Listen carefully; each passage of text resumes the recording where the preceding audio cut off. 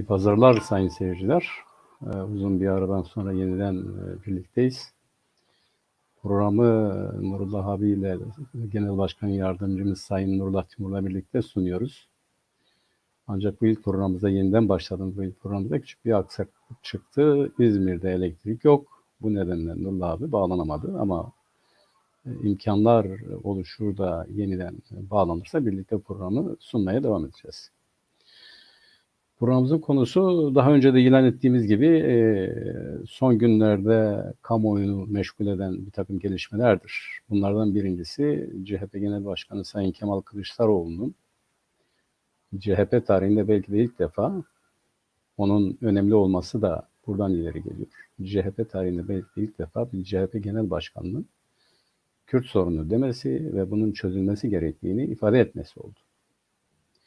Bu nedenle 2 haftada bu mesele tartışılıyor. Evveliyatı olmakla beraber 2 haftadır yoğun bir şekilde tartışılıyor. Karşı çıkanlar var, destekleyenler var. Bu meseleyi ele alacağız. Birinci konumuz bu. İkinci konumuz yine bildiğiniz gibi bu Kürt meselesinin çözümüyle alakalı. Sayın Kemal Kılıçdaroğlu'nun konuşmasından sonra HDP'de de bir takım gelişmeler baş gösterdi. HDP bir takım kararlar aldı. Ufak bir tereddütün ardından Sezai Temelli'nin, bir önceki eş genel başkan Sezai Temelli'nin tartışmalı açıklamalarından sonra, bir küçük tereddütten sonra HDP bir araya geldi, bir tutum belgesi açıkladı.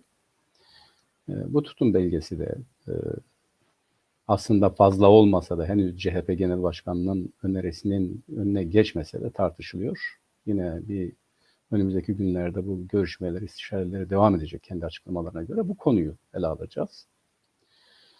Üçüncü konu da önemli ama belki de bunların hepsinden çok daha önemli. Yani hukuksal açıdan toplumsal psikoloji, siyasal yapılar ya da Türkiye Cumhuriyeti devletinin yönetiminde söz sahibi olan ya da söz sahibi olabilecek kesim, çevre, siyasal yapılanmaların düşünme biçimini ifade eden bir gelişme olduğu da PAK'la alakalıydı. Mecliste İYİ Parti Milletvekili Lütfü Türkkan bir gen soru önergesi verdi ya da bir soru önergesi diyelim, pardon, gen soru değil, bir soru önergesi verdi Süleyman Soylu'nun yanıtlaması talebiyle. Bu da direkt bizimle alakalıydı, PAK'la alakalıydı. Bu gerçekten çok önemli bir konu. Bunun üzerinde ayrıca duracağız. Buna bağlı olarak doğal olarak şu tartışılıyor. Yani bu meselelerin hepsinin temelinde şu var. Tamam, Kürt meselesini çözeceğiz ama nasıl çözeceğiz? İşte bu çerçevede de birkaç gün önce birkaç tane siyasal parti bir araya geldi. Kendisini geleceğin iktidarı olarak tarif eden ya da biz iktidar olacağız diye düşünen 6 tane siyasal parti. Bunlar da CHP, İYİ Parti, Demokrat Parti, Deva Partisi, Gelecek Partisi, Saadet Partisi. Yani her yönüyle kendisini bu iktidarın karşısına konumlandırmış ama geleneksel rejimin de başkanlık sistemi dışında, işte onların ifadesiyle güçlendirilmiş parlamenter sistemle yönetilebilecek yeni bir rejimin inşası için anlaşmış çevrelerin beyanları oldu. Bunlar da bu meseleyi nasıl çözeceğiz sorusuna verdikleri cevapla aslında da çok da ciddi bir önerilerin olmadığı ya da bizim Kürt meselesi dediğimizde çözümden ne anladığımızla karşı karşıya getirdiğimizde bunun gerçekten de karşılığında ciddi bir değer taşımayan bir ortak görüş ortaya çıktı. O da şuydu, dediler ki bu mesele var, biz bunu çözeceğiz fakat üniter yapı içerisinde çözeceğiz. Anayasanın ilk 4 maddesini değiştirmeden bunu çözeceğiz. Yani bu biraz sihirbazlık işi gibi oldu. Anayasanın ilk 4 maddesi değişmeden, bu üniter yapını şu veya bu şekilde yeniden tarif edilmeden, bu bir milletin meselesi olan bu meselenin nasıl çözüleceği konusu gerçekten de en çok üzerinde tartışılması gereken bir konudur. En sonunda bunu ele alacağız. Nurullah abi gelirse tabii ki bunları birlikte yine konuşmaya devam edeceğiz ama ben yavaş yavaş CHP Genel Başkanı Sayın Kemal Kılıçdaroğlu'nun Kürt meselesiyle alakalı çözülmesi gerektiği, yerinin parlamento, muhatabın da HDP olduğu görüşünden başlayarak bu konulara bir açıklık getirmek istiyorum. Ama bunu yaparken şunu da söylemek istiyorum. Açıkçası Türkiye Cumhuriyeti siyasal yapısı bu konuda gerekli hassasiyeti gösterirken gerekli duyarlılığı gösterirken, buna göre bir araya gelip çözüm önerileri oluştururken, buna göre psikolojik ortam oluştururken, buna göre bir siyasal söylem, buna göre bir hareket alanı tespit ederken, meselenin muhatabı olan, 100 yıldır bu meseleden ötürü çeken, yerinden, yurdundan, vatanından, dilinden, dininden, ideolojisinden, inancından edilerek adeta vatansız hale getirilen bir millet, bu kendi meselesiyle alakalı duyarlı davranmıyor. Tabii ben millet derken işte sıradan insanlarımızdan söz etmiyorum. Tabii ki siyasal yapısından söz ediyoruz. Bu siyasal yapının, bu meselenin muhatabı olan bu siyasal yapının ne yazık ki beklenen bir performans ortaya koyamaması en büyük sorunlardan biridir. Bunu da ele alacağız. CHP Genel Başkanı Sayın Kemal Kılıçdaroğlu dedi ki Kürt meselesi var. Bunun çözülmesi lazım. Çünkü bu meselenin bir Türkiye boyutu var, Orta Doğu boyutu var, dünya boyutu var. İki, dedi ki bu meseleyi biz parlamentoda çözeceğiz. Geçmişte AKP bunu çözmeye çalıştı, yanlış yerlere gitti, terör örgütleriyle görüştü, bu yanlıştı. Üçüncüsü de dedi ki evet dedi, peki bizim muhatabımız kimdir? Biz bu konuda da terör örgütlerini falan muhatap almayacağız. Parlamentoda olan HDP var, HDP'yi muhatap alacağız dedi. Kılıçdaroğlu'nun Kürt meselesiyle alakalı ifade ettiği realite, gerçek ya da söylem, yani bu mesele vardır demesi yerinde bir tespittir, olumludur. Bu meselenin yeniden tartışılması konusunda bir vesile olmuştur. Bunu da destekliyoruz. Bunu da olumlu buluyoruz. Var olan bu meselenin kabul edilmesi, Cumhuriyet'in mantalitesine sahip ya da Cumhuriyet'in mantalitesini oluşturmuş, Cumhuriyet'in zihniyetini oluşturmuş partinin kabul etmesi önemli bir gelişmedir. Bu konuda yerinde bir adımdır. Bunun derinleştirilmesi lazım. Kürt meselesi denilen hadisenin derinliğiyle, ona uygun bir yapıyla ele alınması önemli olan budur. Biz bu konuda CHP'nin atacağı ya da bir başkalarının atacağı her türlü adımı destekleriz. Bunu olumlu buluruz. Bunu tartışırız. Barışçıl, demokratik tarzda bu meselenin çözülmesi için elimizden ne geliyorsa yaparız. Bu anlamda olmak itibariyle CHP olumlu bir adım atmıştır. İki, CHP bu arada Güney'i ziyaret etti. Yani Kürt meselesinin samimi bir anlamda kabul edildiğini göstermek ve biraz sonra üzerinde duracağım hadiseyle de beraber doğru bir ziyarette bulundu. Güney'e gitti. Güney'deki Kürt hükümetiyle görüştüler. Ne konuştuklarını bilmiyoruz ama kamuoyunun yansıdığı kadarıyla bundan böyle işte Güney'dekiler de bizim kardeşlerimizdir. Bizim kardeşlerimizin kardeşleriyle beraber yaşıyoruz. Dolayısıyla bunlar da bizim kardeşlerimizdir. Meselelerimiz ortaktır. Biz barış içerisinde yaşarsak bu bölgede hepimiz huzur buluruz. Bu da doğrudur. Bu yönde mesajlar verdiler. Bunlar da yerinde mesajlardır. Tabii bütün bunlar, yani Güney ziyareti, Kürt meselesi vardır söylemi olumludur ama meydana geldiği, gündeme geldiği şartlar göz önüne alındığı zaman ciddi soru işaretleri taşıyor. O da şudur. Hani diyorlar ya, düğün değil, seyran değil, eniştem benim için öptüğü hadisi. Gerçekten de öyledir. Yıllardır örneğin AKP bu meselenin çözümüyle alakalı ciddi bir takım adımlar atar iken, yani kimsenin cesaret edemediği onların söylemiyle, yine onların söylemiyle terör örgütü olarak tarif ettikleri PKK ile görüşürken Oslo'da ya da İmralı'da görüşürken CHP bu meseleye karşı çıktı. Bunun sadece çözülemeyeceği anlamda değil, biçimsel olarak da, yapısal olarak da, öz olarak da karşı çıktı. Bu meselenin bu şekilde çözülmesinin doğru olmayacağını söyledi ve nihayetinde öyle tecelli etti. Ama bu CHP'nin doğru bir tespitine hareketle değil, tarafların, her iki tarafın da gerçek anlamda bu meselenin çözümü için ikna olmadıklarından kaynaklanan bir olaydı. Yani politik manevralardı. Bu politik manevralar işte hendek siyasetiyle, hendek olaylarıyla bir sona ulaştı ve Türkiye Cumhuriyeti Devleti'nin 2013'te yapmak istediğini bu hendek siyasetiyle beraber 2015'te Kürt milletinin diri noktalarını tasfiye ederek bugünkü Cumhurbaşkanı Erdoğan'da söylediği gibi kendileri açısından Kürt meselesini çözdüler. Öbür tarafta aynı şeyi söyledi. Dedi ki biz 2013 yılında bunu yapacaktık ama bir takım barış görüşmeleri falan devreye girdiği için bugüne sarktı. İşte bu hendek siyasetiyle beraber 110 yerde iktidar olan HDP, iktidar olduğu yerlerde yeniden iktidar olacağım diye küçük küçük bir takım teşebbüslerle bütün iktidarını kaybetti. Hani işte nasıl bir siyasetse bu da. Ama daha önemlisi Kürt milletinin belli bir düzeye gelmiş ulusal bilincini köreltti, geriletti. Şu günlerde yaşamış olduğumuz suskunluğun en büyük sebeplerinden biri de budur. Peki CHP bundan hareketle mi söylüyor? Hayır. CHP bundan hareketle bu meselenin silahlı kesimlerle çözülemeyeceğini söylemiyor. CHP'nin söylediği mesele bu radikal ya da talepleri ileri düzeyde tarif eden kesimlerin çözümlerine kapalı olmasıdır.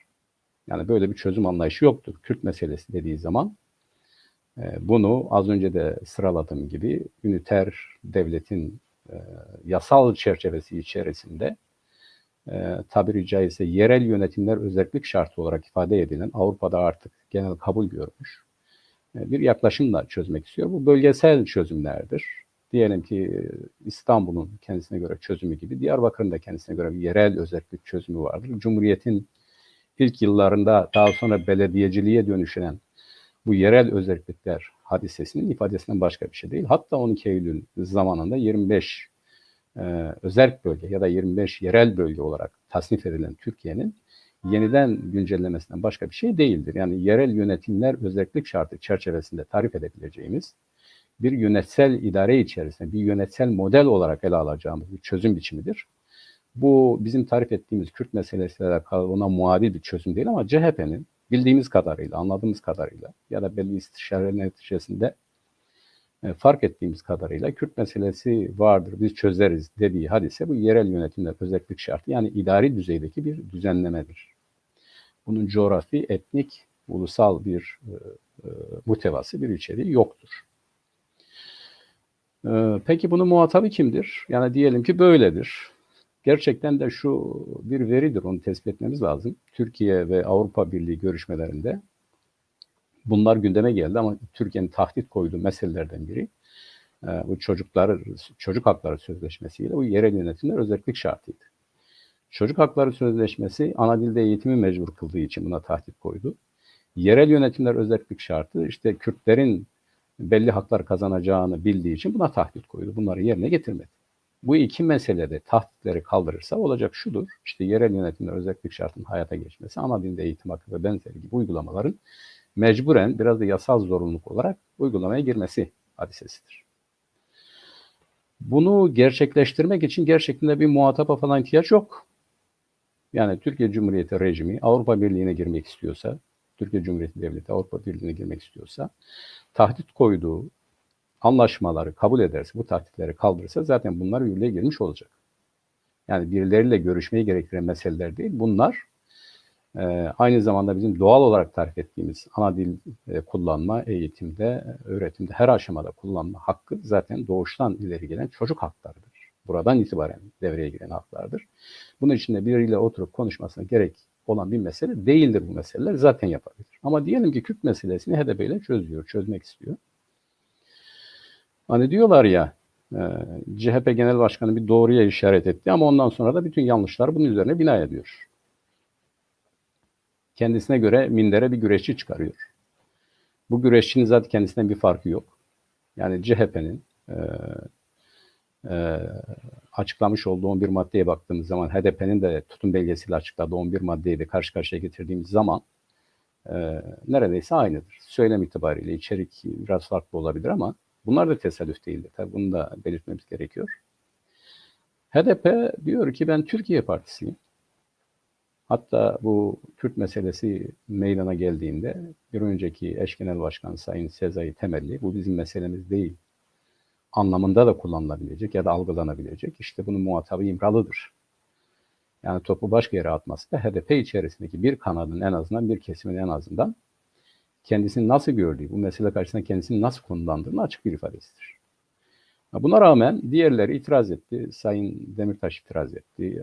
Ahmet Türk bir şeyler söyledi. İşte HDP Genel Başkanı Mithat Sancar bir şeyler söyledi. Durumu toparlamaya çalıştılar. Dediler ki nihayetinde evet biz bu konuda muhatabıyız. Yani Türkiye Partisi olarak bu da Türkiye'nin bir meselesidir. Biz bu konuda muhatabız. Herkes aynı ölçüde muhataptır. Yani eğer muhataplıktan söz edilecekse bu çerçevede Saadet de diyor biz de varız. Deva Partisi de biz varız diyor. Gelecek de var diyoruz. İyi Parti de var diyor. MHP de diyor, AKP de diyor. AKP diyor biz çözdük zaten bu meselede kalmadı. Burada bu meselenin yani Kürt meselesi diye farklı bir alanda tarif edilen bir olgunun ele alınırken kimlerle konuşulacağı meselesidir. Bu da doğal olarak şunu getirir. O meselenin sahibi olan insanlarla görüşülür. Yani ben bu meselenin sahibiyim, benim böyle bir meselem var. Ben bu meseleyi çözmek istiyorum. Benim muhatabım siyasal partiler değil, Türkiye Cumhuriyeti Devleti'dir. Türkiye Cumhuriyeti Devleti adına icraatta bulunan kimse onlarla tabii ki görüşür. Bu Kürt tarafıdır. Kürt tarafı diye tarif edebileceğimiz, kendisini öyle ifade eden bir taraf. HDP de kısmen bunun içerisinde ama böyle değildir. HDP diyor ki ben Türkiye Partisiyim ve Türkiye meseleleri çerçevesinde, yani Kürt meselesi de Türkiye'nin meselelerinden biri, bu çerçevede muhatabım diyor. Ama biraz öne çıkmaya çalışıyor. Bu açığı doldurmaya çalışıyor ya da başkanlarının sorumlularının, yetkililerin ifadesiyle. Bu alanda sadece kendisi gibi varmış, hareket etmek istiyor. Ve bu da yine aynı zamanda CHP gibi dedi ki ya bu meselenin çözümü parlamentodur. Parlamentoda bu mesele konuşulmalıdır. Mutabık kaldığımız tek nokta bu işin içerisine silahın girmemesidir. Bu doğrudur. Biz aynı şeyi söylüyoruz.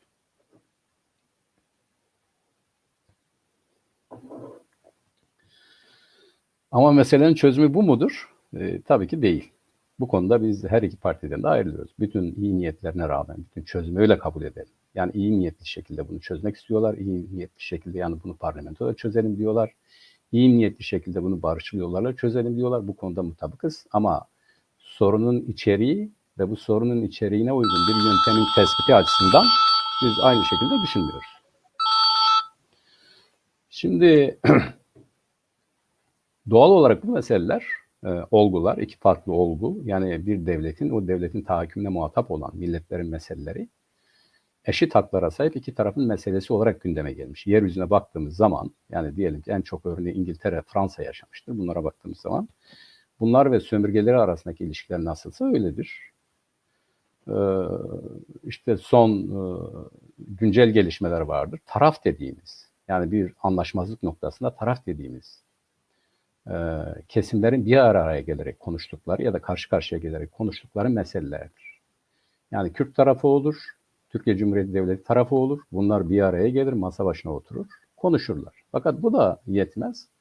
Bu tip meselelerde güvenceli olsun diye her bir tarafın imza attığı anlaşmaya uyması itibariyle de uluslararası kurum, kuruluş, devletler, gözlemciler bulunur. İşte diyelim Latin Amerika'daki bütün gözlemcilerde, bütün anlaşmalarda hem resmi gözlemciler, devletler vardır hem bir takım işte amatör ama bu konularda da inisiyatif almış kişi, kurum ve kuruluşlar vardır. Bunlar da katılıyor. Bu görüşmeler kimi yerlerde daha geniş gözlemci heyetine açıktır. Yani izleyiciler vardır, katılımcılar vardır, imzacılar vardır. Bu şekildeki bir açık tartışma ortamında da bunlar görüşülüyor ve her bir tarafın buradan çıkan görüşü kendi yetkili organlarında, parlamentosunda, kongresinde, her neyse, her yetkili organı neyse onu da onayladıktan sonra da hayata geçirmesidir. Bugün İngiltere-İrlanda meselesi böyle çözüldü. Ya da İskoçya-İngiltere meselesi bugün konuşulurken her bir ülkenin parlamentosunda alınan kararlar karşı karşıya getirilerek konuşuluyor. Ya da bugün işte İspanya'da İberler ile Katalanlar ya da Basklar ile İspanya yönetimi arasındaki meseleler de böyle konuşuyor. Yani taraflar vardır. Bu taraflardan biri, ben her iki tarafta da varım, her iki tarafında partisiyim. İki yeri de temsil ediyorum. Ben de muhatabım. Kimin muhatabısın? Bu bir soru işaretidir. Onun için diyoruz ki burada birileri taraf olmak istiyorlarsa taraf oldukları yerden durmalıdırlar. Oradan hareket etmelidirler. Oradan konuşmalıdırlar. Hayır, biz her iki tarafta da olmak istiyorsak bunlar şahit olabilirler. Yani o görüşmeler zincirinde aracı olabilirler. Gözlemci olabilirler ama bunların son kertede söyleyebilecekleri, bir millet adına söyleyebilecekleri ne bir sözleri olabilir, ne de karşı tarafla belli bir çerçeve içerisinde görüşecekleri bir konuyu bir millete dayatma hakları olabilir. Bunu böyle görmemiz lazım, böyle konuşmamız lazım. Zaten ilk yanda Sezai Temelli'nin tarif ettiği mesele de biraz da buydu. Böyle görmek lazım. Bir diğeri parlamento, evet, Türkiye Cumhuriyeti Parlamentosu Türkiye Cumhuriyeti Devleti yürütme, yasama ve yürütme idi. Şimdi sadece yasama da değil aslında. Şimdi Kadıköy'de bir parlamentodur ama diyelim ki bu güçlendirilmiş hale geldi. Eski biçimine döndü. Yani en güçlü olduğu zaman neydi? 1960 Anayasası ile beraber güçlendirilmiş parlamento öne çıktı. İşte neredeyse göstermelik bir cumhurbaşkanlığı vardı. Onu arzu ediyorlar. Zaten 6 partinin bir araya gelerek deklare ettikleri beyannamede de bu gösteriliyor. Yani hükümetin buradan çıktığı, parlamentonun yetkin olduğu, denetlediği, sorguladığı bir alan. Ve Cumhurbaşkanlığı da neredeyse göstermelik, bütün milletin ortak temsilcisi, devlet başkanı olarak o milleti uluslararası düzeyde temsil eden bir makam olarak tarif ettiler. Böyle bir parlamento olsa bile, yani yetkili bir parlamento olsa bile, bu parlamentonun kendisine göre işleyen kuralları vardır. Bu rejimin yasaması ve aynı zamanda yürütmesine de hükmeden, yürütmeyi de buradan çıkaran bir kurum olduğu için bu anayasaya göre, yazılmış olan anayasaya göre bir çözüm üretmek zorundadır. Zaten bunu da tespit ettiler. Dediler ki anayasanın değişmez 4 maddesi çerçevesinde üniter devlet yapısı içinde biz bu işi çözeceğiz. Bu da şu anlama geliyor. Konuştuk bu meseleyi. Oyladık. Çoğunluk dedi ki hayır bu mesele böyle değil, böyle çözülür. Bu çözüm mü oluyor?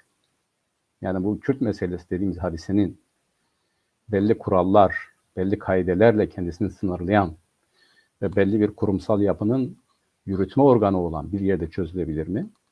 Çözülemez. Çünkü yasal olarak izin verilmiyor ona. Anayasa izin vermiyor. O parlamentonun iş tüzüğü izin vermiyor. Biliyorsunuz bu parlamentoda şimdi Kürt dediğin zaman 10 bin lira ceza ödüyor millet. Bu da önemli bir konu. Nihayetinde biz CHP Genel Başkanı ile HDP'nin iyi niyetli bir girişim olarak kabul ettiğimiz Kürt meselesini biz çözeriz konusunda bunu başlangıç olarak iyi kabul etsek de kamuoyunun yeniden bunu tartışılıyor olmasını iyi bulsak da pratiğe baktığımızda hem muhatapları konusunda hem çözüm alanı konusunda ciddi naksaların olduğu, bu tartışmalar ve bu muhataplarla bu meselenin değil çözülmesi doğru düzgün bir konuşma bandına giremeyeceği açıktır. Bunu bilmemiz lazım. Bizim önerimiz nedir? Bizim önerimiz bu konuda şudur. Diyoruz ki iyi başlayan her birimiz açısından yani CHP Genel Başkanı'nın da şunu görerek bir, uluslararası düzeyde artık Kürt meselesi bir mesele haline gelmiştir. Güneyde bir yönetim vardır. Güneybatıda iyi kötü bir yönetim oluşmak üzeredir. Diğer taraflara şu veya bu şekilde sirayet edecektir.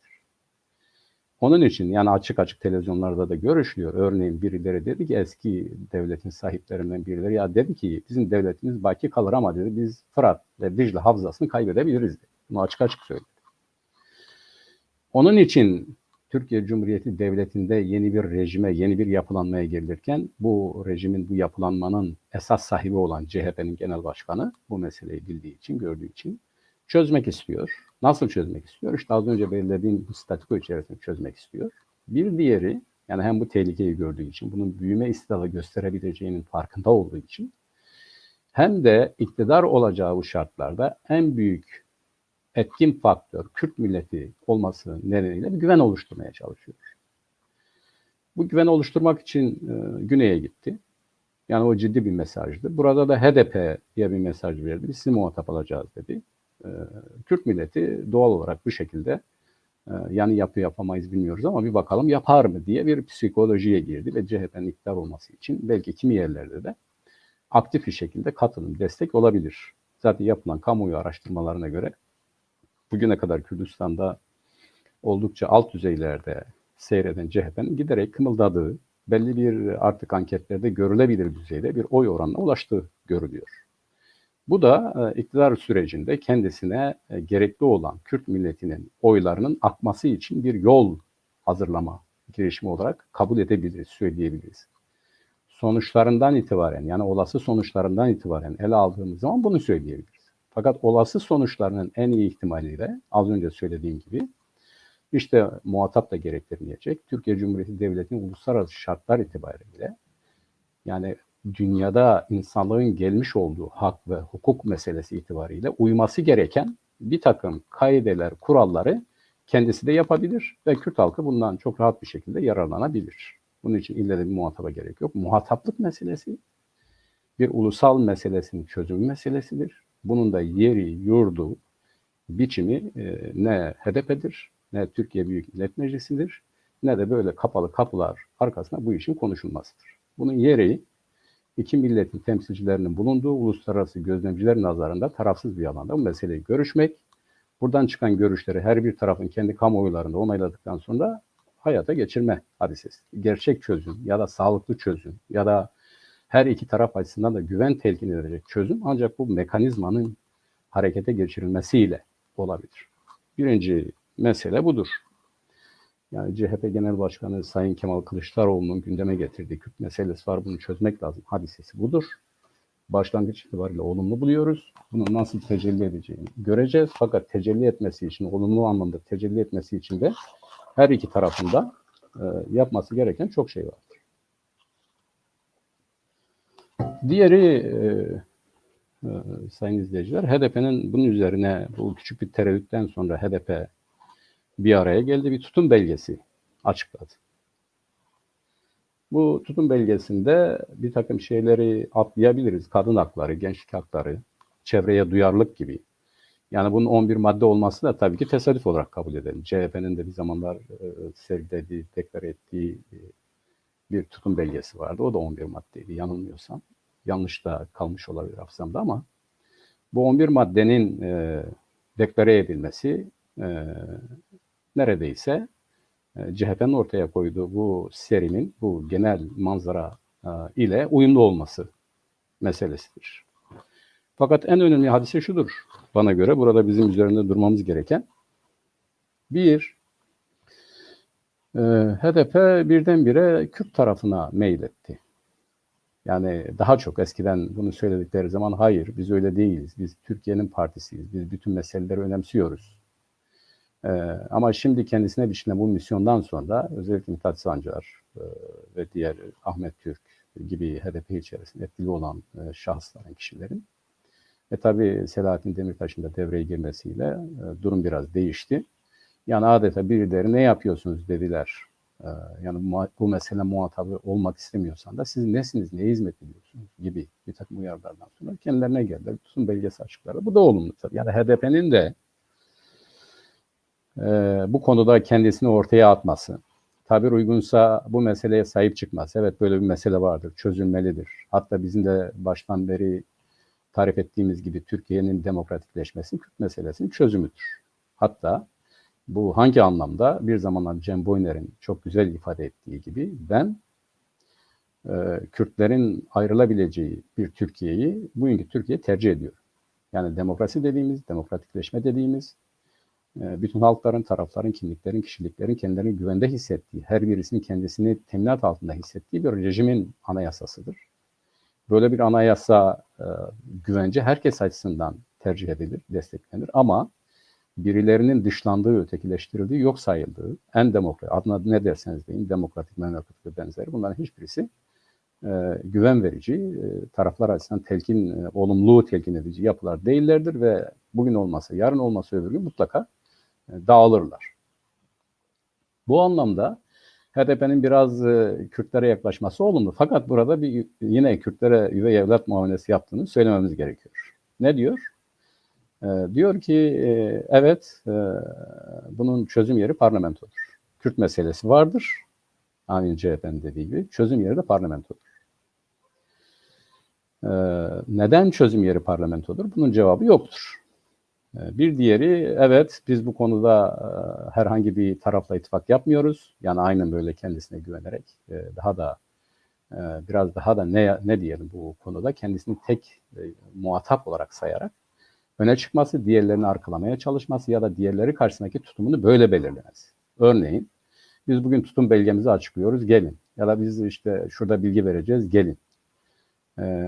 Yani açıkçası Kürt milletinin siyasal temsilcileri açısından gayet rahatsız edici.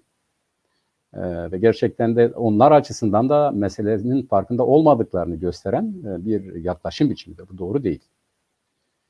Ama bunun böyle olmasının başlıca sebebi de bu meselenin sahibi olan insanların, yani siyasal partilerimizin, Kürdistan'ın siyasal partilerimizin gerekli hassasiyeti göstermemesidir.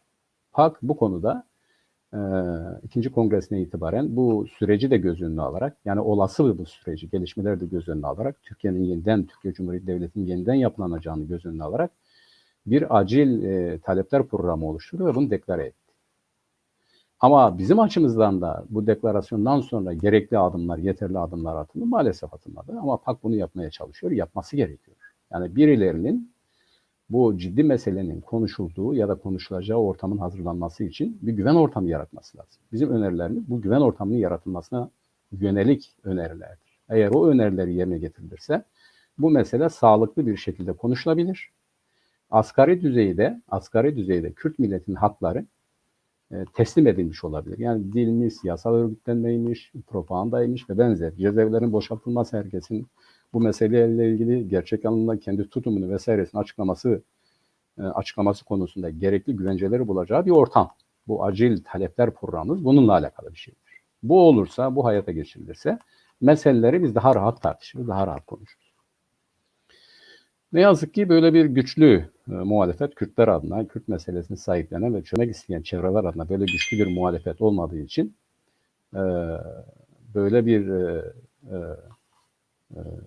tutum, böyle bir örgütlenme, böyle bir birlikte hareket olmadığı için CHP'nin adeta Kürdistan'daki taleplerini yansıtan ya da onun yankısı olan HDP'nin evet muhatap biziz, mecliste de bunu çözeceğiz demesi çok doğal hale geliyor. Ya da bizim açımızdan hazin ama bir doğal durumda arz etmiş oluyor.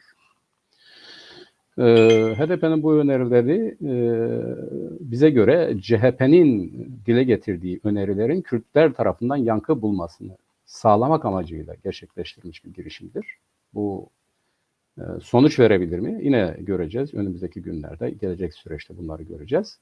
Fakat Kürt meselesinin gerçekten Kürt meselesi tarafı olan insanların bu konuda adım atmaları, bir programla ortaya çıkmaları ve siyasal alanda kendilerini göstermeleri zorunludur. Bu olmadığı müddetçe hani bir meselenin sahibi olması başkaları sahiplenir ve onu dilediği şekilde çözmeye çalışırlar. Bu çözümü tırnak içerisinde kullanıyorum. Çözüm değil de yeniden üstünü örtmeye çalışır, bertaraf etmeye çalışırlar. HDP'nin tutum belgesi içerisinde çok ayrıntılı olarak üzerinde duracağımız, yani örneğin Kürt meselesi var diyor ama bunun nedir? Bundan ne anlıyor? Yani bunu Türkiye Cumhuriyeti Devleti, demokratik cumhuriyet içerisinde Türkiye'nin bir demokratik haklar meselesi olarak mı görüyor? Yoksa bir milletin kendi kaderini tayin meselesi olarak mı görüyor? Yoksa işte Türkiye Cumhuriyeti'nin gelmiş olduğumuz düzeyde dünya realitesi içerisinde uyması gereken bir takım kaideler çerçevesinde işte az önce de izah ettiğim gibi yerel yönetimler özellik şartı olarak mı görüyor? Ve benzeri bu konuda bir netlik falan söz konusu değildir. O da CHP gibi Kürt meselesi vardır. Çözülmesi demokrasinin gereğidir. Biz diyoruz ki demokrasi nedir? Kürt meselesinin çözüldüğü yapıdır. Yani Kürt meselesinin gerçek anlamda çözüldüğü bir yapıdır. Bunu da kısaca izah etmek istiyorum. Biz her zaman bütün arkadaşlarımız, genel başkanımız da toplantılara katıldığında izah ettiği bir meseledir. Diyoruz ki bu mesele bir millet meselesidir. Yani biz bunun içerisinde ülkenin dışında bunu konuşuyoruz. Biliyorsunuz Kürdistan tarihler boyu çeşitli egemenlikler altında kalmış ama daha çok da 1923 yılından itibaren statikoların yeniden şekillenmesiyle beraber bugünlerde dile getirilen misak-ı milli dediğimiz zaman daha çok da Kürdistan'ı ifade eder.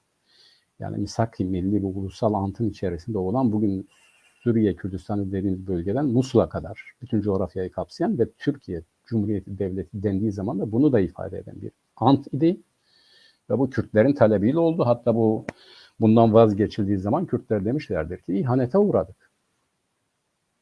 Yani bu misak-ı milli, bu ulusal ant, Türkler ve Kürtlerin birlikte işte buralar bizim ortak topraklarımızdır dediğimiz hadise, bugünkü Güney Kürdistan Musul'a kadar, Güneybatı Kürdistan bunun içerisindeydi. Ama Türkiye Cumhuriyeti Devleti ya da Kemalistler ne yaptılar? Bugünkü sınırların tescili için, bugün sınırların dünya devletleri tarafından, egemenler tarafından kabul edilmesi için diğer bütün her tarafı Fransızlara ve İngilizlere bıraktılar. İşin esası bu. Yani misak-ı milli dediğimiz zaman neresidir, şimdi neresidir dediğimizde işin esası bu. Bundan daha çok biz zarar görmüşüz. Kürtler zarar görmüşlerdir. Ve Kürdistan'ın bölünmesi de böylece fiilen ve resmen gerçekleşmiş olmuştur. Bizim bugün Kürt meselesi dediğimiz hadise bu değildir. Bu bir Kürdistan meselesi. Bunun çözümü ve benzeri bir halkın topraklarının elinden alınması, gasp edilmesi, başka devletlerin yönetimi altına verilmesiyle bu milletin belli bir parçadaki hakları ayrı şeylerdir. Bugün Kürt meselesi dediğim zaman bunu konuşuyoruz. Bu meseleden bizim anladığımız şudur. Kürt siyasal yapısı ile Türkiye Cumhuriyeti Devleti'nin karşı karşıya gelip uluslararası gözlemciler huzurunda bu meseleyi konuşmasıdır. Eşitlik temelinde, iki halkın eşitliği temelinde bu meseleyi görüşmektir. Bunun altyapısı şudur. Yani sağlıklı bir ortaklığın oluşabilmesi için, sağlıklı bir yeni devletin, herkesin huzur bulduğu, mutlu olduğu, gerçekten de birbirlerini sevip saydıkları, sevmek zorunda değiller ama saydıkları bir rejim oluşabilmesi için tarafların kendilerini yönettikleri parlamentoların olması lazım. Biz iki parlamentonun ve bu iki parlamentonun iradesiyle beraber oluşan bir üçüncü ortak parlamento ve devletin olması gerektiğini savunuyoruz. Yani federasyonu savunuyoruz. Federasyon olmadan bu meselenin sağlıklı bir çözüme kavuşması mümkün değildir. Bu federasyon da birilerinin dediği gibi idari değil. Hani örnek veriyorlar Almanya gibi. Hayır. Yani Almanya yönetsel federal bir devlettir. Ama biz coğrafi federal bir devletten söz ediyoruz. Yani her bir milletin kendi devletinin olduğu ama bu her iki devletin de ortak bir devlet oluşturur bir devletten söz ediyor. Bu bizim federal anlayışımız, federal çözüm anlayışımız budur. Bunun doğru algılanması lazım. Bunun dışındaki buraya giden güven telkinlenen önlemleri de biz işte acil talepler programı olarak ifade ediyoruz. Bu da bizi buraya götürebilecek, bunu tartıştırabilecek, daha sağlıklı bir çözüm oluşturabileceğimiz bir zihniyet dönüşümü sürecidir. Gerçek çözüm, tarafların birbirine güven duyarak gerçekten bir çözüm buldukları olay bu. Ve güvenin temeli de şudur, aynen evlilikte olduğu gibi eğer ayrılma hakkı olmasaydı kimse evlenmezdi. Halklar için de bu böyledir. Kendi kendini idare etme hakkı olmayan halklar ortak bir irade oluşturamazlar. Bu zora dayanır. Ancak zorun da olduğu yerde hiçbir zaman bir güven telkini olmaz, bir güven ortamı oluşmaz. Her defasında birileri öbürlerini baskı altında tutmaya çalışır. O statükonun devamı için bugün de dedikleri gibi Türkiye Cumhuriyeti Devleti'nin bekası Kürtlerin düşmanlığı üzerine oturuyor. Yani Kürt düşmanlığıdır, bu başka bir şey değil.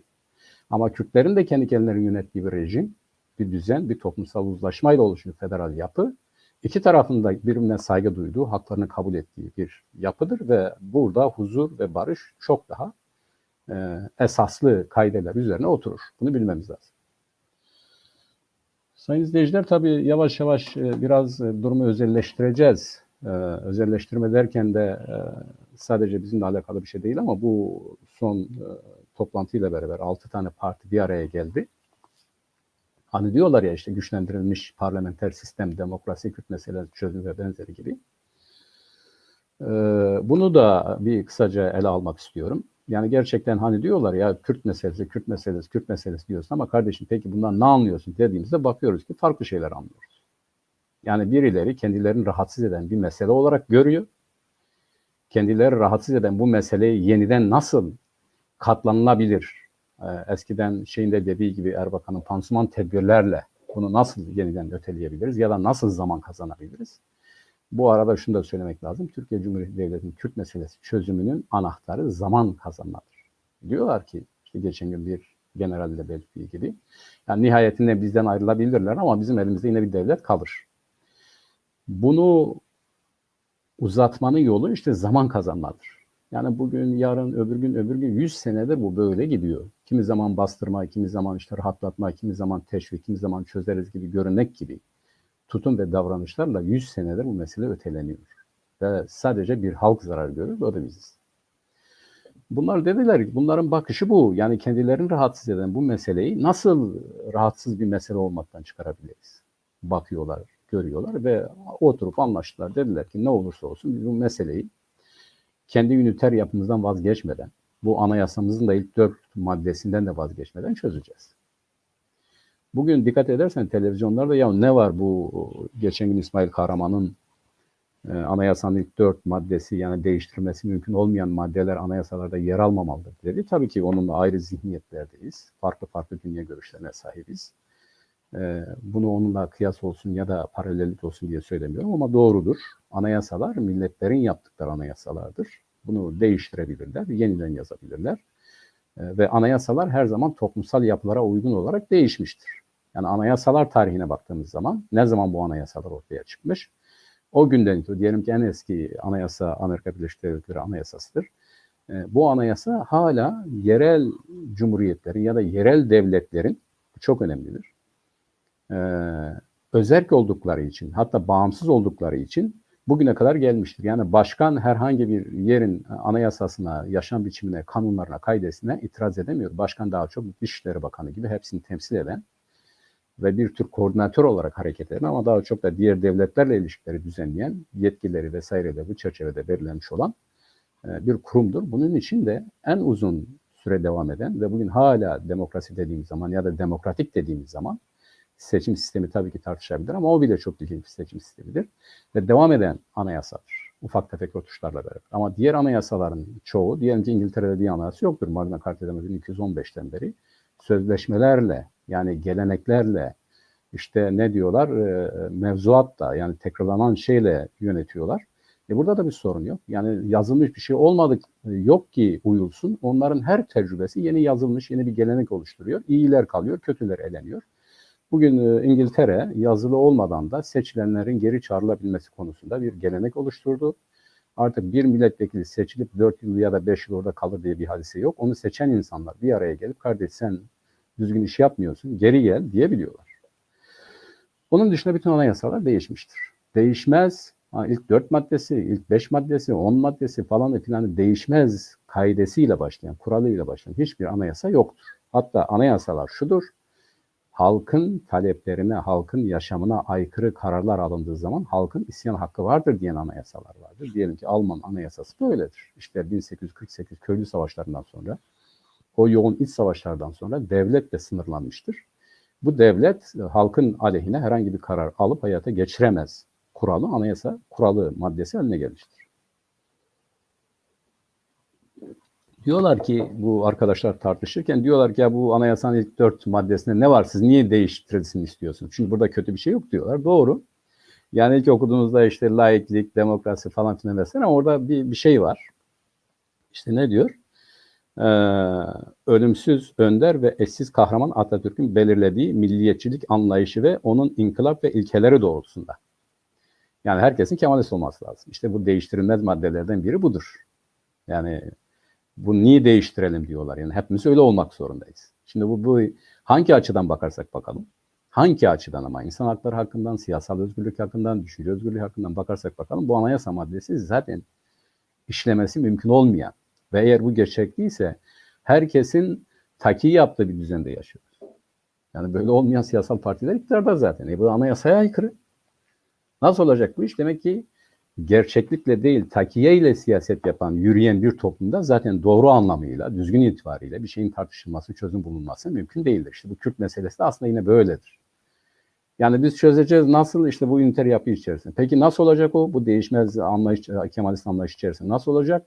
İşte onu siz bize bırakın, çaktırmadan yapacağız. Bununla ilgili küçük bir anekdot anlatmak istiyorum. Bu Mücahit Aslan'ın son kitabında diyor ki, ya bu PKK meselesini nasıl çözelim? Diyor ki yasada değil diyor, biz fiilen çözelim. Aynen böyle, yani kitabında bunu söylüyor diyor. Biz fiilen çözelim, zamanla düzelir diyor, zamanla buna alışırlar. İşte zihniyet bu. Yani meseleleri gerçek görüp onlara çözüm bulmak yerine üstünü örtmek, dolanmak ya da fiilen yapıp ama işte yasaya dokunmamak gibi bir anlayışla bu meseleyi çözmeye çalışırsanız böyle olur. Fakat anayasanın ilk 4 maddesinin daha önemlisi şu arkadaşlar. Bu burada yok ya, bu 4 maddenin içerisinde yok. Biz sanıyoruz ki ya sadece budur. Hayır. Bunun giriş kısmı var. Bu 4 maddede diyor ki giriş kısmıyla beraber bu anayasa geçerlidir. O giriş kısmında ne yazıyor? İşte orada da Türk var. Yani Türk milleti var. Bu Türk milletinin önemi var. Herkesin ona göre düzenlemesi var. Bu anayasanın onun anayasası olduğu var. Buna da uyacaksın. Yani şimdi sen bir başka millettensin, kendini başka tarif ediyorsan, ön sözüyle beraber bu anayasa maddesi geçerlidir ve bunlar değiştirilemezdir diyen 3. maddeyle beraber ya da bu buradaki bir maddeyle beraber sen nasıl meseleyi çözeceksin? Çözülemez. O halde biz diyoruz ki yani gerçek bir çözüm, düzgün bir çözüm ya da şeffaf bir çözüm ya da herkesin kabul ettiği bir çözüm ancak bu realite üzerinden olabilir. Yani eğer bu bizi tanımlıyor, tasnif ediyor, terkip ediyor, birleştiriyor ve belli bir istikamete doğru yönlendiriyorsa, biz de kendimize uymakla yükümlü hissediyorsak gerçekten uymakla yükümlü olduğumuz, olabileceğimiz bir anayasa yapalım. Doğru. Ama bu anayasayı bizi yapıyoruz ve şartlar değişebilir. Bu değişen şartlara göre de yine biz bu anayasayı değiştirebilelim. Yani bir defa yaptık, buna dokunanı asarız değil. Bir defa yaptık, şartlarımıza göre anayasalar değişebilir, değiştirilebilir. Onun için değişmez ilkeleri olan bir anayasa değildir. Bu da bir diktatörlüktür. Bu da o toplumu belli kurallar, kaideler içerisinde belli bir toplumsal kesimin lehine, yararına yönetme, cendere içerisine alma hadisesidir. Bu zaten demokratik değildi. Bu Kürt meselesi değil, herhangi bir meseleyi bu şekilde, bu zihniyetle, bu anlayışla çözemezsiniz. Şimdi bu işte 6 partinin bir araya gelip biz bu çerçevede çözeriz dedikleri hadise bu. Buradan ne çıkıyor? Demek ki biz çözmeyeceğiz diye çıkıyor. Niye bunu söylüyoruz? Ya sesinizi çıkarmayın. İşte bu AKP ve MHP koalisyonu karşısında biz iktidar olmak için ancak Kürtleri de kazanabilirsek, güven telkin ederek onları da kazanabilirsek iktidar olabiliriz. O zamana kadar böyle gidelim. Peki bunu böyle yaptı hani diyorlar yani Kürt Mehmet nöbete. Bunu sağladık ama onlarla görüşmelerde neye esas alacağız? Yine bugüne kadar gelen düzeni esas alacağız. Üniter devlet ilk 4 maddenin değişmezi. Neyi değiştiriyorsun sen? Yani bunun dışında ne var zaten? Bu tartışma konusu olan nedir bunun içerisinde onu bilemiyoruz. Burada bir travmatik durum daha var tabii. Yani bu hani diyorlar ya sadece karşı tarafın yaptırması, karşı tarafın zoru, gücü vesairesi değildir. Sayın Demirtaş içeri düştüğünden beri epeyce bir dönüşüme uğradı, değişime uğradı. Ama en sonunda da dedi ki valla bizim bu Cumhuriyet'te bir meselemiz yoktur. Yani birileri diyor ya Cumhuriyet iyidir, demokrasi eksikliği vardır. Kılıçdaroğlu da bunu söylüyor. Ama o Cumhuriyet anayasasına baktığımız zaman zaten bizimle ilgili bir şey içermiyor. Bu Cumhuriyet öyle bir Cumhuriyet.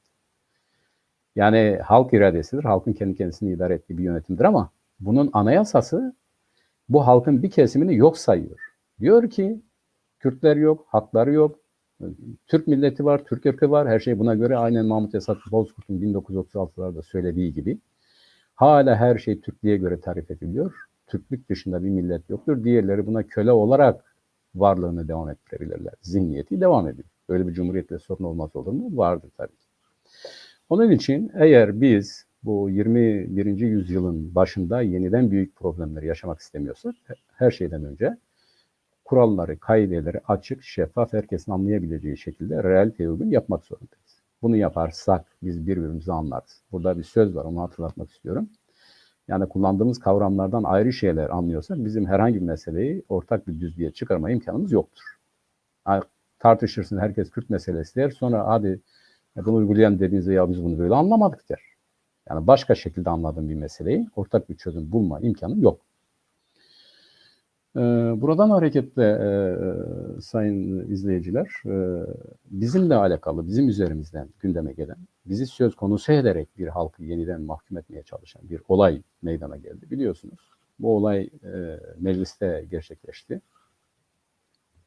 İYİ Parti Milletvekili Lütfü Türkkan bir soru sordu İçişleri Bakanlığı'na. Dedi ki Anayasa Mahkemesi Kürdistan Özgürlük Partisi, PAK diye bir parti var. Adında Kürdistan olan. Bunun dedi, bunu ibra etti. Yani bunu inceledi. Bunun çalışmasında, tarzında, mali yapısında vesaire bir eksiklik görmedi. Dedi ki PAK da bu incelemeyi geçmiştir. Dedi ne demektir bu dedi. Yani bu parti dedi. Var mıdır böyle bir parti dedi. Siz böyle bir partiyi yasa olarak kabul ediyor musunuz dedi. Adında Kürdistan olan bir parti dedi. Bu Kürdistan neresidir dedi. Şimdi Anayasa Mahkemesi bu devletin, bu rejimin, bu sistemin son hukuksal yeridir. Ve siyasal partileri denetlemekle de görevlidir. Bizim hakkımızda kapatma davası açmışlar. Bizi öyle tek ayaküstü kapıda bekletiyorlar. Bir türlü son sözümü de söylediğimiz halde ne yapacaklarını bilemiyorlar. Geçerken değinmek istiyorum. Biz bu meselenin açık tartışılması gerektiğinden hareketle 2014'te bu partiyi kurduk derken bir toplantıda bir arkadaş dedi ki ya siz kendi kendinizi deşifre ettiniz. Nasıl oluyor yani bunu iyi buluyorsunuz? Evet biz iyi buluyoruz. Bir meselenin az önce de dediğim gibi üstü örtülerek değil, dolayımlarla değil, ne kadar açık bir şekilde ortaya konursa herkes pozisyonunu ona göre belirleyecektir. Biz de yıllardır Kürtlerin gönlünden geçen ama dile getirmedikleri her şeyi kendi parti programımızda dile getirdik. Gittik başvurduk. Türkiye Cumhuriyeti Anayasası diyor ki siyasal parti kurmak izine tabi değildir. Yani herhangi bir makama gidip ben parti kuracağım, bana izin ver olayı değil. Beyan meselesidir. Diyorsun ki ben bir siyasal parti kurdum. Evraklarını veriyorsun, alındı belgesini aldığın andan itibaren sen siyasal partisin. Bu aşamadan itibaren bu siyasal partinin devam edip etmeyeceği Yargıtay Cumhuriyet Başsavcılığı ve Anayasa meselesi, Anayasa Mahkemesi meselesi. Yargıtay Cumhuriyet Başsavcılığı takip ediyor sizi, faaliyetlerinizi takip ediyor. Bir aykırılık bulduğu zaman Anayasa nezdinde kapatma girişiminde bulunuyor. Anayasa Mahkemesi de inceliyor sizi, kapatılması gereken bir şey varsa kapatıyor, değilse ibra ediyor, geçiyorsun ve böylece sen siyasal yaşamına devam ediyorsun. Bu nereden geldi? Anayasanın 90. maddenin 4. bendinden hareketle Avrupa hukukuna göre Türkiye'nin de kabul ettiği bir uygulamadır, bir mevzuattır. Yani Türkiye Cumhuriyeti Devleti'ne kalsa zaten bunu yapmayacak ama daha önceden bunu kabul ettiği için Anayasanın 4. maddesi, 90. maddesinin 4. fıkrası gereğince böyle yapmak zorundadır, böyle davranmak zorundadır. Biz de buna göre kurulmuş bir partiyiz. Yani izne tabi bir parti değiliz. Beyan edilerek siyasal faaliyet yürüten bir partiyiz. Bizim faaliyetleri incelediler. Dediler ki vallahi sizin adınız iyi değil. İşte Kürt diyorsunuz, Kürdistan diyorsunuz. Bunları değiştirin yoksa biz sizi kapatırız.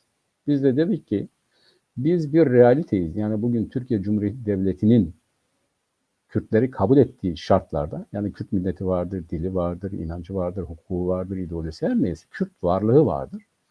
Biz bu Kürt varlığının gasp edilen hakların temini için mücadele eden bir partiyiz.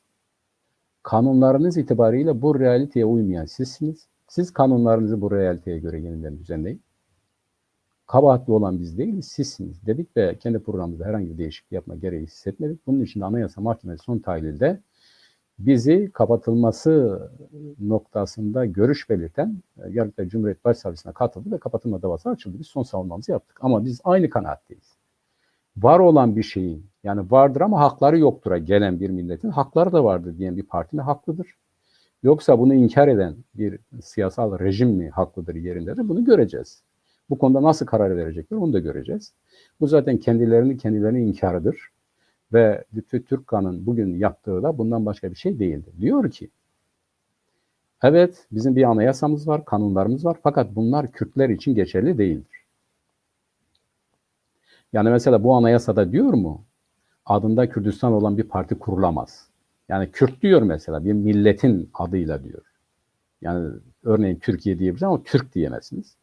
Ama Kürdistan diyebilirsiniz, Kürt diyemezsiniz. Doğru, bu vardır. Böyle bir parti kurulamaz ama Kürdistan, yani belli bir coğrafyayı, belli bir alanı tarif ederek kurulan bir parti kurulamaz diye bir anayasa hükmü yoktur. Aynen Kürtçe konuşamazsınız, Kürtçe konuşmak yasaktır olmadığı halde Kürtçenin yasak olması gibi bir şeydir. Yani Kürtlerle alakalı anayasada herhangi bir yasaklayıcı hüküm yok Kürdistan'la ilgili. Yani bu şekilde bir parti kurulamaz diye bir hüküm yoktur. Yani bu ırkçılık değil, belli bir bölgenin, bir halkın yaşadığı bir toprak parçasının adıdır. Hani diyor ya bu Kürdistan neresi? Kürtlerin yaşadığı yerdir. Yüzyıllardan beridir, vardır.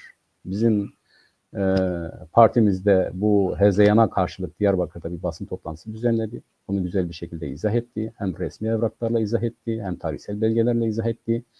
Hem ontolojik bir varlık olarak izah etti. Kürt milleti vardır. Kürt milletin yaşadığı coğrafyada Kürdistan deniyor. Bunu bu şekilde izah etti ve beyan etti. Bugün Türkiye Cumhuriyeti rejimi kendisinin bulunduğu alanda bir varlığı inkar ediyor. Problem ondadır, bu varlıkta değildir. Var olan bir şeydir bu. Sen bu var olan bir şeyi tanımıyorsan problem senindir, bizim değildir. Şimdi Lütfü Türkkan bu soruyu sordu. İçişleri Bakanı ne cevap verdi açıkçası onu bilmiyorum ama önemli değildi ne cevap verdiğiyle. Zaten az önce izah ettiğim gibi biz kendi varlığımızla alakalı bir problemimiz yoktur. Biz varız, haklarımız var, kültürümüz, her şeyimiz var. Kendi kendimizi yönetmek istiyoruz. Eğer bu rejim, bu düzen, bu devlet bizimle beraber yaşamak istiyorsa bize karşı düşmanlığından, bizi inkardan, bizim haklarımızı gasptan vazgeçmelidir. Bunu yaparsa bunu da görüşürüz, bunu da konuşuruz. Birlikte yaşamanın iradesi de vardır. Bunu da çözeriz diyoruz. Dikkat ederseniz kendisine güvenen, her açıdan talepleriyle, haklarıyla, hukukuyla hareket eden, bu konuda da ısrarlı olan biziz. Biz kavgadan, gürültüden, şiddetten yana bir parti değiliz. Barışçıl yollarla kendileri diyor. Yani silah kullanmadığı müddetçe her görüşü dile getirmek mübahtır diyorlar ama bunu yaptığınız zaman da hayır biz bunu söylemek istemedik diyen de kendileri. Tutarsız olan, ikiyüzlü olan, riyakar olan, Kürtlerin aleyhine, Kürtlerin düşmanlığı üzerinde siyaset yapan bu insanlardır. Gizli kapaklı bir parti kurulmamış. 2014 yılından beri bir siyasal bir partiyiz. AKP ne kadar meşruysa biz o kadar meşruyuz. CHP ne kadar meşruysa o kadar meşruyuz. Yani daha ne diyelim? Böyle bir partinin sanki de ilk olmuş gibi parlamentoda var mı böyle bir şey? Siz nasıl buna izin verirsiniz? Anayasa Mahkemesi nasıl bunu ibra eder dediği zaman utanması lazım. Utanmıyor. Anayasa Mahkemesi ibra ediyor. Yani sizin bu mahkemenin kararları karşısında başka konularda konuşmak hakkı bile yoktur. Buna uyacağız dediğiniz bir merci, makam, Kürtlerle ilgili bir karar verdiği zaman federal ediyorsunuz. İlkel olan sizsiniz, gerici olan sizsiniz, gerçeği görmeyen sizsiniz. Neden bizi kötülüyorsunuz? Biraz kendinize gelin. Bu yeniden yapılanıyor dediğiniz bu şartlarda bu kadar takiye, Kürt milletin yutacağı bir takiye değil. Yani hem biz meseleyi çözeceğiz diyorsunuz, hem Kürtlerin kendilerini ifade ettiği isimlerle rahatsızlık duyuyorsunuz. Daha da önemlisi şuydu, bir tane milletvekili daha çıktı. Televizyonda gazetecilere dedi, Kürtler Müslüman isimler kullanmamalıdır. Onlar neden bunları kullanıyor dedi. Onlar bunu hak etmiyor dedi. Ahkam kesebiliyor bu konuda. Ve o gazeteci, kendisine gazeteci diyenler, siz nasıl böyle konuşabiliyorsunuz? Bu insan hakları ihlalidir. Bu hiç kimsenin aklına gelebilecek bir şey değildir. Nasıl bunu telaffuz ediyorsunuz? Kim hangi ismi kullanırsa kullanır. Bunu bile demediler. Bunu diyemediler ve bunlar kendilerine gazeteci diyor, objektif gazeteci diyor falan. Ama esası şudur, bunların da tartışmalarına baktığımız zaman görünen şu, psikolojik olarak, siyasal olarak, toplumsal zihniyet olarak Kürtlerle alakalı küçük bir çözüm kırıntısı içeren bir zihniyet, bir atmosfer, bir hava oluşmamıştır. Bunu görmemiz lazım. Kürt tarafının bunu görmesi lazım. Şimdi Anayasa Mahkemesi kararını vermiş. Demiş ki PAK düzgün çalışmış. İşte ibra ettik demiş. Yani bu ibrayı geçemeyen bir sürü ciddi parti de vardır yani ama işte kıt kanaat geçinen, kendi imkanlarıyla geçinen bir parti ibra edilmiş ve yasal olarak da bir partidir diyor. Peki buna rağmen ne vardır? Buna rağmen şu vardır. Bakın bu Yargıtay Cumhuriyet Başsavcılığı sayfasına girin. Siyasal partiler deyin. Biz yokuz. Çünkü bir ara yine bu iyi partililer, Vatan Partisi ve benzeri dediler Kürdistan Özgürlük Parti adında bir parti var. Hemen bizi o listeden çıkardılar. AKP oradan çıkardı bizi. Görünür olmaktan çıkardı. Ama biz varız. Şimdi bunun yanında bir kötü durumdan söz etmek istiyorum. Bunları anlatırken o da şudur sayın seyirciler. Şimdi birisi yanlış yapabilir, yasa dışına çıkabilir ya da yasal olarak var olan, meşru olan bir halkın taleplerini dile getirmesi itibariyle o halk nezdinde meşru olan bir partinin varlığından haberdar olmayabilir. Yasalardan haberdar olmayabilir. Bir takım absürt laflar edebilir. Bu normal. Rastladığınız bir olay. Ama bunun yanında o parlamentoda olan birileri çıkıp yani işte diyelim ki kendisini Kürtlerin de haklarını savunmakla tarif eden çevreler böyle bir soru karşısında nasıl anayasa dışına düştüğünü, nasıl yasaların dışına düştüğünü, nasıl ırkçı olduğunu, nasıl bunu söyleme hakkına sahip olmadığını izah etmiyorlar. Böyle bir sorumlulukla kendilerini hissetmiyorlar. Ve esası şudur. Neden bu mesele çözülmüyor dediğimiz zaman Voltaire'in dediği gibi ben senin düşüncelerine katılmıyorum ama senin düşüncelerini dile getirmen için canımı vermeye hazırım. Bu bir demokratik kültür ve bir toplumsal uzlaşının oluşması için, herkesin birbirini eşit görmesi için taşınması gereken bir zihniyettir, asgari koşuldur. Bugün Türkiye'de ve Kürtlerde, bu Kürt siyasetinde, biz de Kürtlerin taleplerini dile getiriyor diyen siyasetlerde olmayan bu demokratik bilinç ve sorumluluktur. Yani sadece kendileri için bunlar demokrattır. Sadece kendileri için bir şeyler istiyorlar. Bir başka partinin başına, bir başka insanın başına bir şey geldiğinde kör, sağır ve dilsizdirler. Bunu defalarca gördük. Bizim parti, bizim hakkımızda kapatılma kararı verilirken biz bu konuda gittik birçok siyasal partiyi ziyaret ettik. CHP'yi ziyaret ettik, HDP'yi ziyaret ettik, çeşitli kurum, kuruluş ve benzerleri diplomatik misyonları vesaireyle ziyaret ettik. Dedik ki bu anayasaya göre biz kurulmuş bir partiyiz. Yine bu anayasaya göre şiddet kullanmayan her parti meşrudur, siyasal mücadele verebilir, ayrılığı da savunabilir. Biz bunu yapan bir partiyiz. Ama bizi kapatmak istiyorlar dedik. Ve bir partiden de ya lütfen bunu mecliste dile getirir misiniz dedik. Asla. Böyle bir şeye rastlamadık. Tam tersine biz o mecliste olumsuzluk objesi olarak kullanıldık. Yani nasıl ki HDP bugün Türkiye'deki şövenizm tarafından bir olumsuzluk olarak tarif ediliyorsa, düşmanlaştırılıyorsa ve onun üzerinde de Kürtler düşmanlaştırılıyorsa biz PAK bu mecliste bir olumsuz fikrin nesnesi olarak kullanıldık. Ve dediler ki mesela bir milletvekili dedi ki ya dedi şimdi Kürt diyenlere siz 10 bin lira ceza veriyorsunuz. Kürdistan Özgürlük Partisi diye bir parti var. Biz bunlarla ittifak yapsaydık bunlardan da biri burada olacaktı. Ve meclis başkanı diyecekti ki Kürdistan Özgürlük Partisi temsilcisi. O zaman ne olacak dedi. Şimdi bundan hareketle bir feveran başladı. Ortaya bir takım olumsuz görüşleri atıldı. Bizim üzerimizden ne kadar olumsuzluk, ne kadar ötekileştirici, ne kadar düşmanlaştırıcı kavram, varsa ortalığa sürün. Ama bunun karşısında birisi kalkıp arkadaşlar siz nasıl bunu diyebilirsiniz? Yani sizin kadar bu yasal bir partidir. Sizin bunu söylemeye hakkınız yoktur demedi. Bugün de öyledir. Bakın bize karşı yapılan bu haksızlığa karşı, bu saldırıya karşı Kürt kamuoyunda, Kürt siyasal kamuoyunda bizimle alakalı bir dayanışma mesajı yoktur. Bu konuda bir açıklama yoktur. Ve bu çok üzücü bir durumdur. Ama tutarlı demokrat olan PAK sadece kendisiyle alakalı değil, kiminle alakalı olursa olsun, yani Türkiye'deki siyasal partiler açısından da bu böyledir. Meşruiyet itibariyle haksızlığa uğrayan herkesin yanındayız, uğradığı muameleye karşı duruyoruz. Tutarlı demokrat olmak, herkes için demokrat olmak, herkes için iyilik istemek budur. Herkesin de böyle olması lazımdır. Hani denilir ya birisi yapmak zorunda değil. Hayır, mecburiyettir. Eğer bunu yapamıyorsanız siz demokrat değilsiniz. Siz demokrasiyi savunamazsınız. Siz herkesin eşit haklar temelinde yaşamasına inanan biri olamazsınız. Sizin zihniyet dünyanız dar olduğu için, sadece sizin çıkarlarınızla sınırlı olduğu için bunu yapamazsınız. Oysa demokratik toplumlarda herkes demokrat olmak zorundadır. Bu değerlere sahip çıkmak zorundadır. Bu değerlere sahip çıkmayan biriyseniz size ne demokrat denilir, sizinle ne iş yapılır, size de ne de güvenilir. Burada bir durumu da teslim etmek istiyorum. Bizimle alakalı bu zor zamanlarda olduğumuz günlerde bizi arayarak destek sunan, yapabileceğimiz bir şey var mı, yapmaya hazırız diyen bir tek insan vardı. Şimdi cezaevindedir. Bunu söylemesek eksiklik olacaktır. Sayın İdris Badüken'dir. Sayın İdris Badüken bizim mazbatamız verilmediği zaman, alın belgesi verilmediği zaman bizzat genel başkanımızı arayarak bu istekte bulundu ya da bu öneride bulundu. Bizim yapabileceğimiz bir şey varsa söyleyin. Yapmak istediğin ya da bildirmek istediğin bir şey varsa söyleyin, biz burada dile getirelim diyen tek insandır ve kendisine teşekkür ediyoruz. Bunu her zaman yad edeceğiz ama onun dışında bugün yaşadığımız bir muamele karşısında da bir Kürt milletine yapılan bu saldırı karşısında herhangi birinin sesinin çıkmaması gerçekten üzüntü vericidir.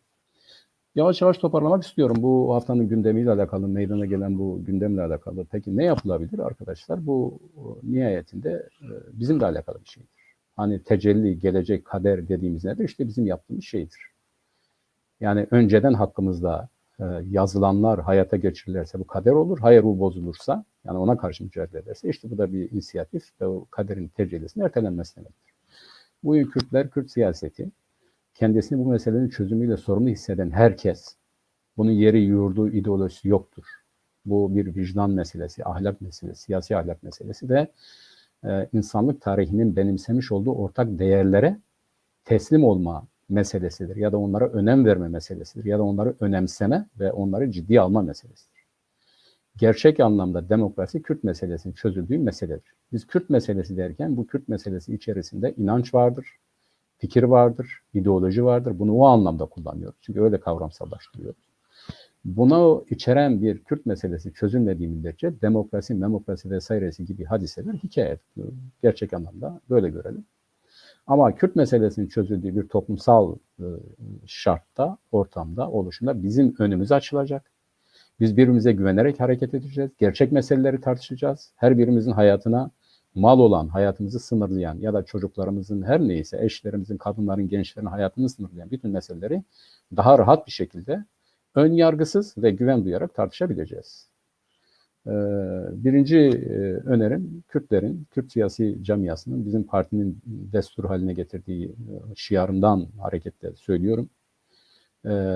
Birlikte hareket etmek ile de bir tek partili olmak gerekmiyor. Birlikte hareket etmek, birlikte hareket edebilecekler bir araya gelmeyenler diyalog içerisinde olmalı, ittifak yapmalı. Bunu yapamayanlar konuşabilmeli, konuşamayanlar da düşmanlık yapmamalıdır. Yani evvela birbirimize karşı nicelikten değil nitelikten hareketle yaklaşırsak, yani bu bir farklı kimliktir, 3'tür, 5'tir, önemli değildir. Ama bu bir farklı dünya görüşüdür, bu bir farklı olgudur, bu bir farklı inançtırdan hareket edersek ve herkesi eşit kabul ederek bir araya gelir, hak eşitliği temelinde birlikte yürürsek biz olumlu şeyler yapmış oluruz. O zaman bizim hakkımızda bugün anayasanın ilk 4 maddesi değiştirilmeden üniter devletin sınırları içerisinde Kürt meselesine çözüm diyen emrediciler istediklerini yapamayacaklardır. O zaman Kürt meselesi gerçek dinamikler üzerinden iki halkın eşitliği ni esas alarak yeni bir toplumsal düzenin kurulması için konuşulabilecek. Ama bu bizimle başlayacak. Yani birileri bizim adımıza bunu yaptığı müddetçe bu olmayacak. Sonuç itibariyle söyleyebileceğim budur. Dinlediğiniz için teşekkür ediyoruz. Yeni bir haftanın önemli siyasi olaylarına bakışta buluşmak üzere iyi günler diliyorum. Arkadaşım Nurullah Timur katılamadı çünkü İzmir'de bir elektrik problemi vardı.